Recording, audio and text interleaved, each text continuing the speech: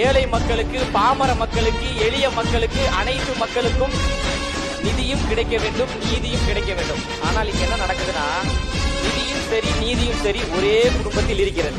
அதை மீட்பதற்காக தலைவர் தளபதி அவர்கள் வருகிறார். திமுக என்ற கட்சியை வீழ்த்துவதற்காக தலைவர் தளபதி அவர்கள் வருகிறார். எங்களை யாராலும் வீழ்த்த முடியாது. நாங்கள் ஆலமரம், நாங்கள் அரச மரம், நாங்கள் 75 ஆண்டுகால பாரம்பரிய கொண்ட கட்சி சொல்றீங்களா? அந்த கட்சியை 2026 தலைவர் தளபதி அவர்கள் தமிழ்நாட்டு மக்களின் துணையோடு வீழ்த்துவார். ரொம்ப நாளா போர் சொல்றத அவர் பேர் சொல்ல மாட்டாரு ஏற்கிறாங்க.